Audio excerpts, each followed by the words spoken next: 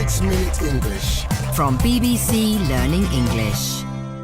Hello, welcome to 6 Minute English. I'm Neil. And hello, I'm Rob. Now, Rob, how creative are you? Very creative, I think. Creativity is in my bones. Look at this wonderful script that I wrote and we're presenting right now. You are what we could call a creative, a noun which means someone with a lot of imagination and ideas. In our job, we have to create or make content that teaches English creatively. Creativity is becoming more important for everyone. The World Economic Forum forecasts that by 2020, creativity will be in the top 3 most important skills for future jobs.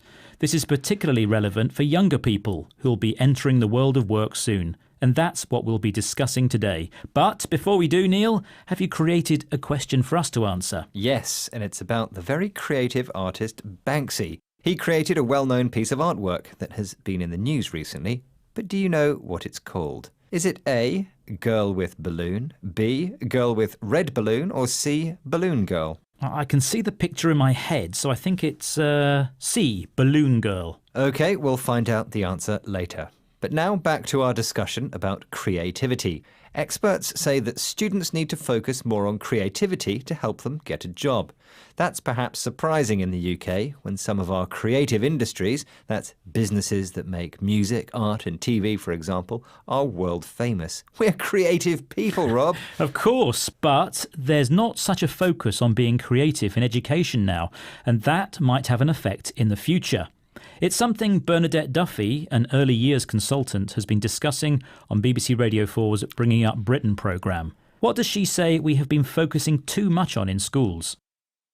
We focus on the things that are legitimately important, but we teach them in a way that makes them easy to measure. I think we need to redress the balance that puts the focus purely on gaining the skills and far, far more on actually using them in a creative way, because that's what's going to make a difference for the future. So Bernadette feels we teach skills in a way that can be easily measured and tested. She says we teach these skills legitimately, which here means fairly and reasonably, but she feels we don't teach a creative approach to learning skills. So we mean things like problem solving. I guess even tasks like data inputting and preparing spreadsheets can be approached creatively. In any job, it's sometimes good to think outside the box or find new ways of doing things. Bernadette thinks we should move away from just learning skills and start using these skills creatively. She used the expression redress the balance, which means change things to make them fairer and more equal. Well, here at the BBC, we have to be creative. In fact, one of our values states that creativity is the lifeblood of our organisation. Lifeblood here means the most important thing to make something a success. Rob, I can see creativity's in your blood, but on an everyday level, how can we all improve our creativity and be more like you? Well, Neil, I'm no expert, but innovation manager Nick Skillicorn is. He's also been speaking to the BBC and explaining what we can do to help ourselves. What does he suggest? On a daily basis, everyone should take 15 minutes of what I call unfocused time that they're not looking at any screen, time that they can essentially get back into their own head, slow down a bit, and start forming these new connections between disparate ideas that result in divergent new original ideas. So we need free time to collect all our different thoughts in our head, what Nick calls disparate ideas, to create new and amazing ideas. Disparate ideas are very different ideas, all unrelated. And we need what we might call headspace. That's when your mind is in a good state and you can think clearly. For me, I have headspace when I'm lying in the bath or out riding my bike. There are no interruptions. Well, you certainly don't get your ideas sitting at a desk focusing on one task. We all need some downtime to get creative. But children going into school now will grow up to do a job that doesn't yet exist. And faced with the challenges of AI, automation, green issues and an ageing population, creativity and imagination will be vital. Right, well, let's get back to talking about the creativity of Banksy now. Ah, yes, because earlier I asked you which one of his well-known pieces of artwork has been in the news recently. Is it A, Girl with Balloon, B, Girl with Red Balloon, or C, Balloon Girl? And I said C, Balloon Girl. I know it was a girl and a balloon. Not quite right, Rob. The artwork is titled Girl with Balloon. This was recently auctioned in London, but amazingly shredded in its frame as someone's winning bid was accepted. Wow, that's a very creative way to destroy a picture. I'll do the same with this script soon, but not before we have recapped some of today's vocabulary. Starting with a creative, that's a person whose job is to use a lot of imagination and come up with new ideas, such as someone who works in the media or advertising. Then we mentioned legitimately, which describes doing something fairly and reasonably. Next, we heard the expression redress the balance. This means to make things fairer and more equal. We also talked about creativity being the lifeblood of the BBC. Lifeblood here means the most important thing to make something a success. And I know creativity is running through your veins, Rob. Thanks, Neil. We also heard the word disparate, meaning very different and unrelated. And we talked about headspace, which is when your mind is in a good state and you can think clearly. Before we head off to find some headspace, don't forget to visit our website at bbclearningenglish.com for more great Learning English content. That's all we have time for now. Do join us again, though. Goodbye. Bye-bye. 6 Minute English. From BBC Learning English. Hello, this is 6 Minute English from BBC Learning English. I'm Neil. And I'm Sam. If you browse through a library, you'll find a variety of different books, from fiction to crime to romance. And if you walk through a city, you'll see a variety of people of different ages, body shapes, skin colours and genders. In this 6 Minute English, we'll be hearing about an unusual library where the books are people made of flesh and bone instead of paper. It's called the Human Library, and the books are individuals who have faced prejudice, which means an unreasonable dislike of certain types of people. Readers may borrow these books, who are people from all walks of life, for a 30-minute conversation. The book titles are short and to the point. Titles like transgender, former criminal, or immigrant.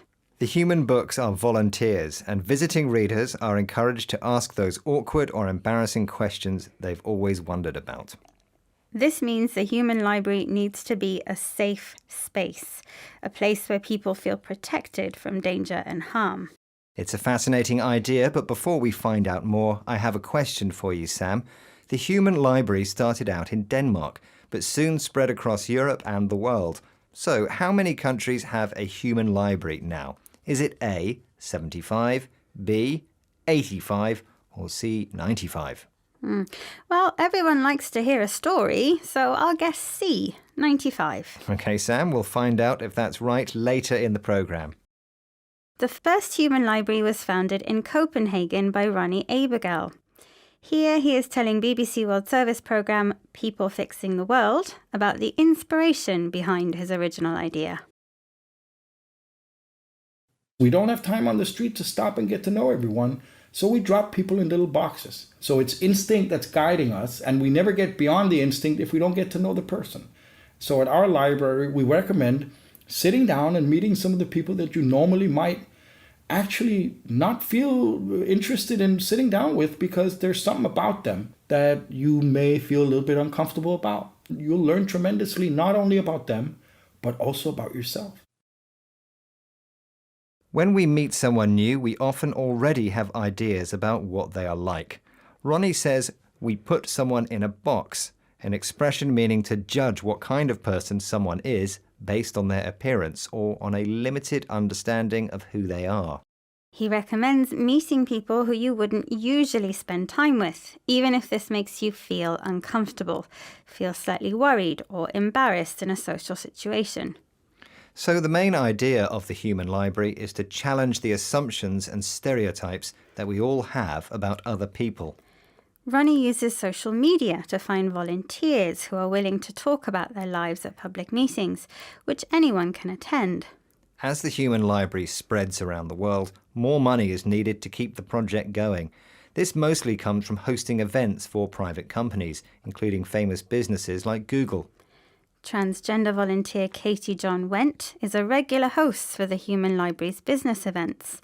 Listen to this clip of her introducing the project to a group of Dutch businessmen from BBC World Service programme People Fixing the World. When we're in the workplace or on social media, what we often find is we're walking on eggshells around diversity and difference. And many people don't want to get it wrong, quite understandably. The important thing to remember is that you can ask them anything. They're never going to make you wrong for the question you asked today, which is an incredibly rare offer. When meeting someone with completely different life experiences, people can be worried about saying the wrong thing or asking embarrassing questions.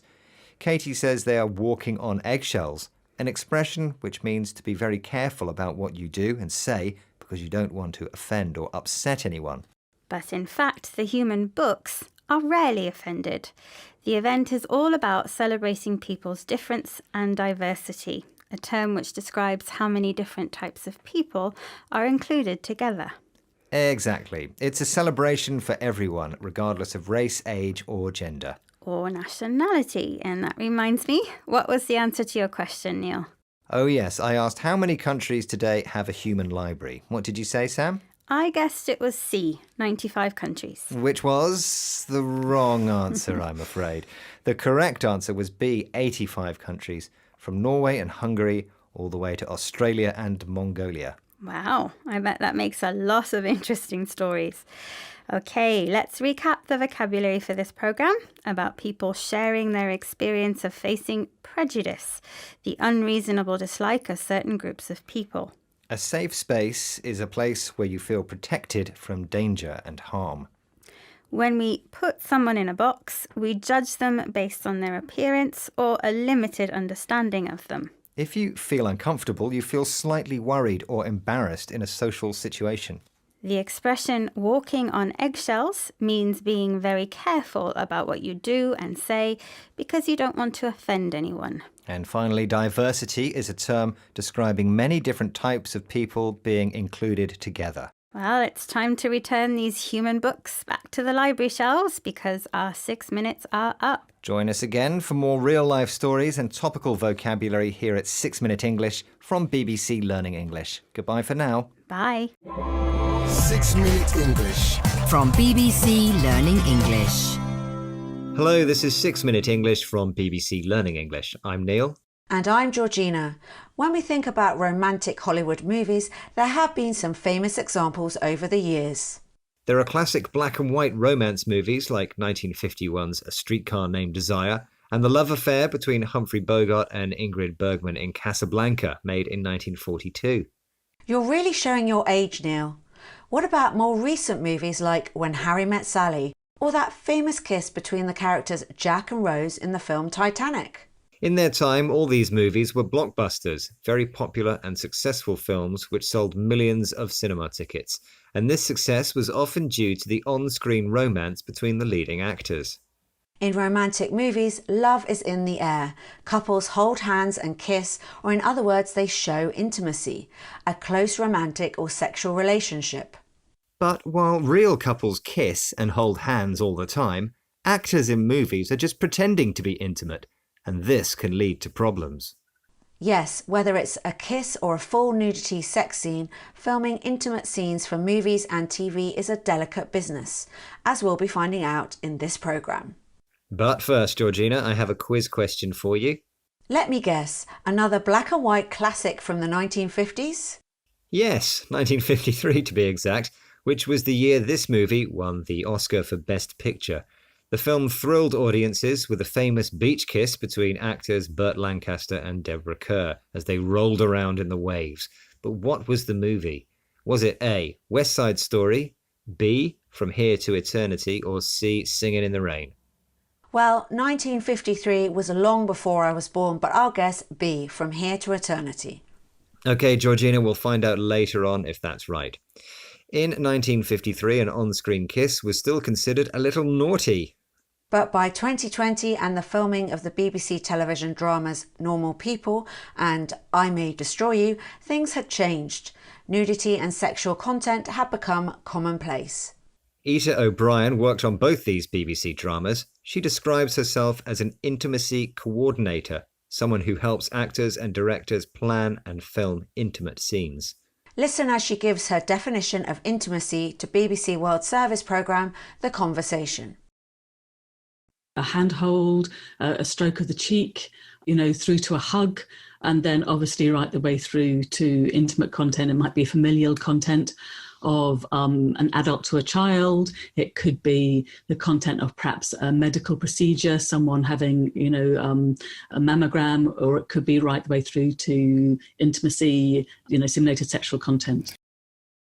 Ita's definition of intimacy is very wide, including hugging and stroking, gently touching someone in a pleasurable way. It also includes simulated sex. Movie actors aren't really having sex, they're simulating it, pretending to do something so that it looks real but is not. Just like dance sequences in musicals, intimate movie scenes are planned and choreographed beforehand, so the director, film crew, and above all the actors are comfortable with what's being filmed. But recent scandals about the on-set behaviour of some British and American film stars have highlighted how delicate a balance this is. Here's Ita O'Brien again talking to BBC World Service's The Conversation about the different ways that intimate scenes are filmed on either side of the Atlantic, in Britain and in the US. With actors from the US, what they put in place is that with each and every intimate scene, we create a nudity stroke stimulated sex waiver for each and every scene. And I actually really like that way of working. In the UK, actors are asked to sign a nudity clause, and generally that's an overall for the whole of a production. British actors sign only one document with a nudity clause to cover the whole film. But in the US, actors sign a waiver, a legal document that allows or prevents an action that is different from how things are usually done. Ita thinks it's better if the actors agree to each and every scene, and she uses the phrase each and every because it emphasises that she means every single one. In this way, there is no confusion about what should or shouldn't happen on set, leaving the director and actors free to make dramatic and romantic blockbusters. You mean like that famous beach scene, kissing and rolling in the waves, Neil? Ah, you mean my quiz question, when I asked you what was the name of the 1953 movie featuring a famous beach kiss between movie stars Burt Lancaster and Deborah Kerr. What did you say, Georgina? I said it was B, From Here to Eternity. Which is the right answer. Well done, Georgina. So you do like classic black and white movies after all. Not really, Neil, but I remember my granddad watching it. OK, let's recap the vocabulary from this programme about intimacy, a close romantic or sexual relationship. A blockbuster is a very popular and successful movie or a book that sells many copies. If you stroke someone's face, you touch it gently in a pleasurable way. To simulate means to do or make something that looks real but is not. In the US, a waiver is a legal document to either allow or prevent something being done in a different way from usual. And you can use the phrase each and every to emphasise that you mean every single one of something. That's all for this romantic edition of 6 Minute English, but join us here again soon for more topical chat and useful vocabulary. Bye for now. Bye. 6 Minute English. From BBC Learning English. Hello, this is 6 Minute English from BBC Learning English. I'm Rob. And I'm Georgina. Now, Georgina, you recently mentioned in one 6 Minute English programme about NFTs and that you had a collection of Pokemon cards when you were younger. Yes, I did, and I still can't find them. Why did you bring that up? Well, Pokemon started out as a video game series that turned into anime movies and trading cards, among other things. And in this programme, we're talking about a video game character that is iconic, a word which means widely known and recognised. That character's name is Super Mario. Ah, I spent many hours of my childhood playing with Nintendo's Super Mario or his rival Sega's Sonic the Hedgehog. Now these days, video games are everywhere and people of all ages enjoy playing them.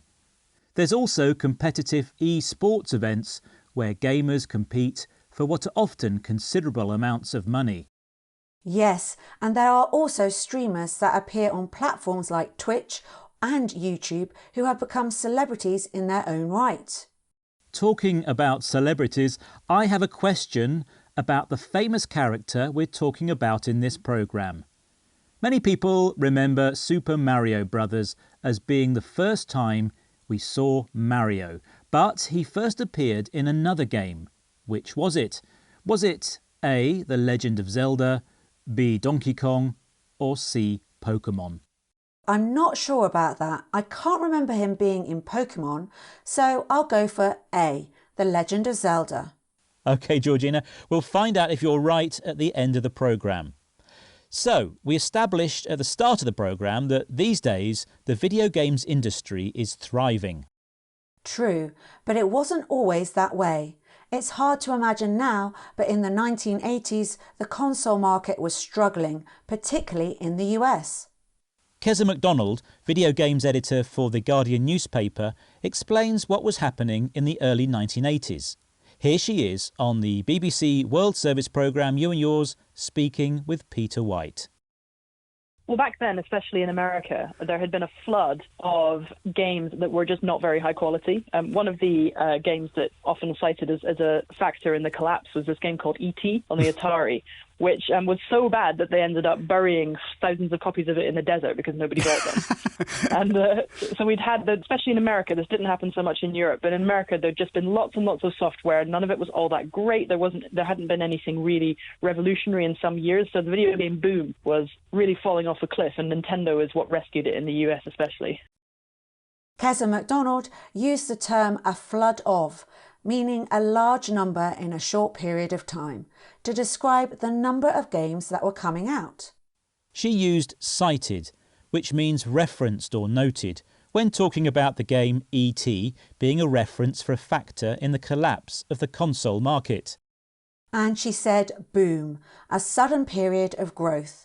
So as E.T. was mentioned as a factor in the collapse, many people say that Super Mario Bros. Was the reason that video games really took off, especially in the US.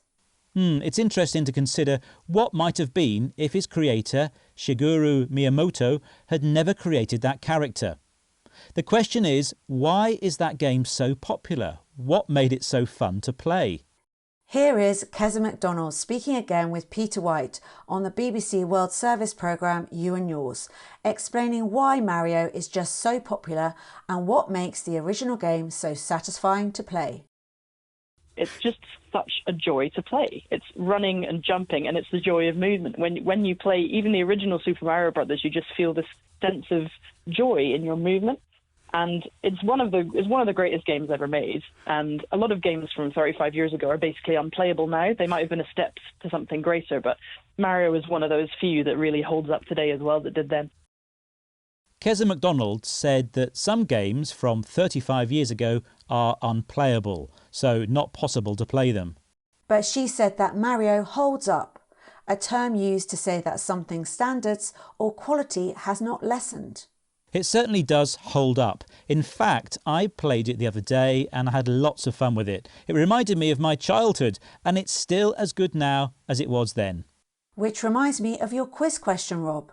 Yes, in my quiz question, I asked Georgina which game had the first appearance of that famous plumber, Mario.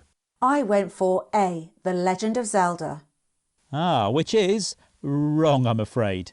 Mario's first appearance was in Donkey Kong, and his creator, Shigeru Miyamoto, never thought he would be that popular. Well, I guess we've already learnt something today. Let's recap the vocabulary from today's programme about Super Mario, starting with iconic, famously associated with something and instantly recognisable. Then we had a flood of, which means a large amount of something in a short space of time. Cited means reference as or noted. Boom relates to explosion and means a short period of sudden growth. Unplayable describes something that can't be played or a game that is very difficult to enjoy. And finally, holds up means that the quality or standards of something hasn't changed and still looks good or plays well. That's all for this programme. Bye for now. Bye. 6 Minute English. From BBC Learning English. Hello, this is 6 Minute English from BBC Learning English. I'm Neil. And I'm Sam. Do you think robots could ever become intelligent, Sam? Well, if you believe Hollywood movies like RoboCop, robots will grow more powerful than their human creators and take control. You've been watching too many sci-fi movies, Sam. But seriously, do you think robots will ever be able to think or dream? Could they fall in love or create art? It's It's hard to say, but because of the huge advances in artificial intelligence over the last 10 years, questions like these are being asked more and more. In this programme, we'll be meeting a very unusual person, if that's the right word, who could help answer some of these questions. She's called Ada. She's an artist who can draw, paint, and create sculptures, and she's a robot. Yes, the humanoid robot Ada uses a robotic arm and a pencil to draw what it sees with a camera in its eye. It's very lifelike and can even talk to the people whose picture it's drawing. We'll hear more about this extraordinary robot and the team of inventors behind her soon, but first I have a quiz question. The name Ada uses the abbreviation for artificial intelligence, AI, to make a woman's first name. But which famous real-life Ada was the robot named after? Was it A, Ada Brown, B, Ada Lovelace, or C, Ada Maris? I think it must be B, Ada Lovelace. OK, Sam, we'll find out if that's right later. Of course, building a realistic robot that can see, hold a pencil and draw is not easy. Behind the creation of Ada was a team led by Cornish robotics company Engineered Art and supported by engineers in Leeds who built her robotic arms by using AI systems developed at Oxford University. Here's Chief Engineer Marcus Hold introducing presenter Carl Boss to the still unfinished Ada, for the first time for BBC World Service programme in the studio. It's very strange because on first glance she looks incredibly scary, like a dystopian robot from the future, but when you see her move and express, she becomes incredibly cute. People tend to refer to them as he or she. They're drawn to the robots. So much of our communication is non-verbal.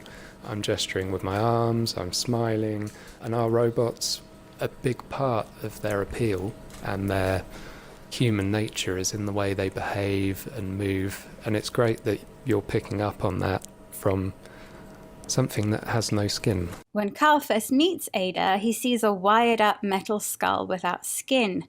She looks like a robot from a dystopia, an imaginary future world where everything is bad. But as Carl spends more time with Ada, he begins to see her move and express herself. She smiles, blinks, and uses facial expressions and hand gestures known as non-verbal communication to appear more human. This human-like behavior is part of Ada's appeal, the quality in someone that makes them attractive or interesting. And soon, Carl is calling the robot she instead of it. Former art gallery owner Aidan Meller manages the Ada project. Here he is speaking to the BBC World Services in the studio about the complex process involved in building a working robot. We've got the programmers and researchers working at Oxford University and Goldsmiths, and they're doing the algorithmic programming the AI that is going to be eventually used for the art pieces that we're doing. But we've also got a couple of guys who are actually working on her arm, her ability to draw, and actually getting her to do a compelling drawing of what she sees. Some battles still to be won before the show. We will eventually, hopefully, iron all the issues before that time. One challenge the team faced was building a robotic arm that could allow Ada to draw pictures that were compelling, exciting, interesting, and able to keep your attention. In combining an electronic AI brain with mechanical robot eyes and arms, there were many battles to be won, difficulties and technical obstacles to be overcome. And at the time of the interview, the team still had some issues to iron out, removing problems by finding solutions, before Ada's opening show, an exhibition of her artwork at the Design Museum in London. Amazing. It's nice to think that a robot could be the next Picasso instead of an out-of-control sci-fi policeman. Yes, and the whole project was inspired by a real-life woman whose name was... What was the answer to your quiz question, Neil? Ah, yes. I asked Sam which famous Ada was the real-life inspiration behind the robot Ada. And I said B, Ada Lovelace. Was I right? You were right, Sam. Ada is named after Ada Lovelace, the 19th century English mathematician and first computer programmer in the world. Okay, Neil, let's recap the vocabulary from this programme, starting with dystopia, an imaginary future society where everything is bad. Non-verbal communication is communication using physical gestures and facial expressions instead of speech. The appeal of something is a quality it has which people find attractive. If something is compelling, it holds your attention because you find it so interesting. A battle to be won means a problem to be solved or an obstacle to overcome. And finally, to iron something out means to remove or find solutions to a problem. With artificial intelligence improving so fast, it may not be too long before we see robot presenters of 6 Minute English. But until Sam and I are replaced by AI, we hope you'll join us again next time for more trending topics and useful vocabulary here at BBC Learning English. Goodbye for now. Goodbye. 6 Minute English. From BBC Learning English.